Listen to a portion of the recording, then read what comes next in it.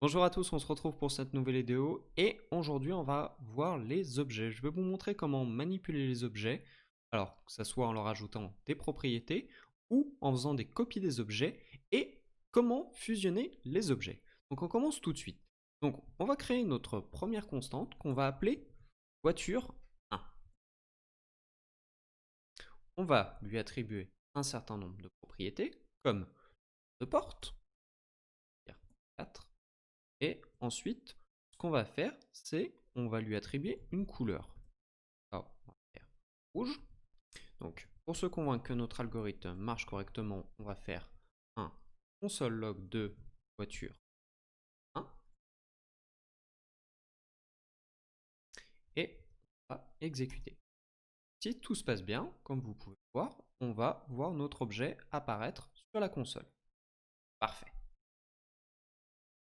Donc, si on voulait par exemple modifier une des propriétés de l'objet, par exemple le nombre de portes, on a juste à faire voiture 1, point, la propriété, porte, égale le nombre de portes qu'on veut, dans notre cas 5, et on n'a plus qu'à afficher ceci. Donc le premier message va nous indiquer la porte comme elle se trouve, et la porte comment elle se trouvera après notre modification. Comme je vous l'avais dit, donc au départ elle a 4 portes, maintenant elle en a 5. Ça, c'est la façon la plus commune pour modifier un objet. Il y a une autre technique qui est de reprendre notre voiture 1 et de mettre entre accolades et de faire, entre guillemets, le nom de la propriété. Donc là, on va modifier couleur. Et par exemple, on veut que la voiture soit verte. Voilà. Et une fois qu'on a fait ça, vous pouvez voir que on a bien notre nombre de portes qui a été changé et la couleur aussi qui a été changée. Donc voilà, c'est une petite astuce pour pouvoir modifier votre objet facilement. Donc maintenant, ce que je vous propose, c'est de faire une copie de notre objet. Alors, copier en JavaScript, c'est pas forcément très facile, du moins, ça l'était. Maintenant, il y a une nouvelle technique qui permet de modifier un objet. Mais on va commencer par le faire de naïvement. On va dire, moi, je veux copier un objet. Ce que je vais faire, je vais créer ma voiture 2 et ensuite, je vais dire que c'est égal à voiture 1. Là, on pourrait imaginer que on a créé une copie. Alors, vous allez voir que si je modifie voiture 1, donc le nombre de portes, on va mettre un nombre de 18. Donc, si je fais console log de voiture 2, en toute logique, on devrait voir 4. Vous allez voir que c'est pas si évident que ça.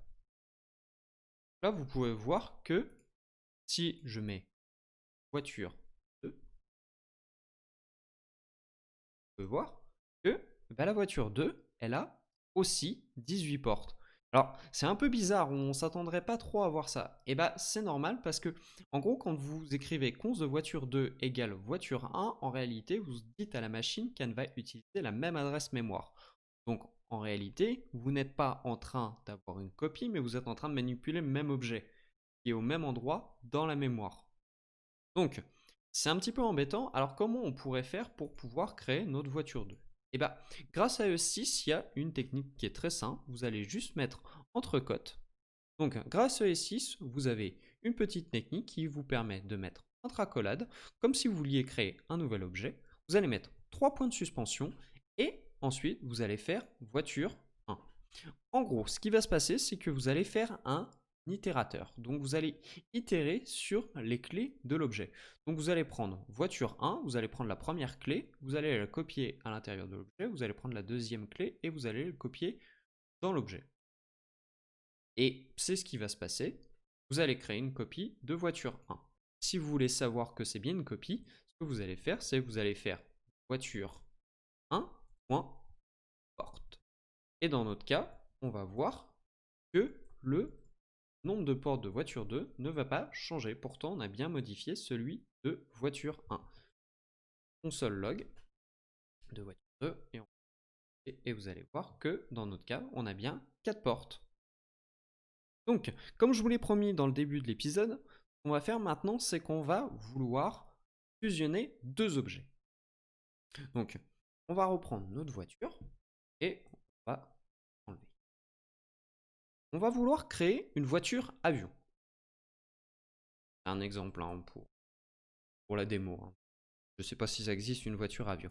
Donc, ce qu'on va faire, c'est qu'on va créer un nouvel objet auquel on va créer des propriétés. Donc, un avion, ça a des ailes. On en a deux. Et imaginons que nous voulions créer voiture avion. Const voiture avion. Donc, et moi, ce que je veux, c'est quelles sont les propriétés du premier et les propriétés du deuxième. Et bah, grâce aux itérateurs, on va faire prends toutes les propriétés de voiture, 3 points de suspension voiture, et prends toutes les propriétés de avion pour créer un nouvel objet qui soit la combinaison des deux. Et vous allez voir que si je fais un sol log de voiture avion, on va avoir les propriétés des deux objets dans un seul objet. Voilà, porte, couleur et aile. Donc, imaginons par exemple qu'il y ait des propriétés communes aux deux objets. Par exemple, un avion et une voiture ont un nombre de portes. Là, on va rajouter un nombre de portes. Je vais supposer que dans un avion, il y a 2 portes. Je ne connais rien en aviation, donc on va supposer qu'il y a 2 portes. Donc, on va pouvoir voir que le nombre de portes de notre objet va être 2. Voilà. Parce que, en gros, il va prendre le dernier itérateur. Donc, en gros, là, dans notre cas, c'est l'avion qui a 2 portes. Donc, ça va écraser celle de voiture. Parce que la première itération se fait sur voiture et la deuxième sur avion. Que si, par exemple, vous inversez, vous allez pouvoir voir que le nombre de portes va être 4. Voilà, le nombre de portes est égal à 4. Et bah, on va arrêter la vidéo là. Donc, on se retrouve dans la prochaine vidéo pour voir comment supprimer des propriétés d'un objet.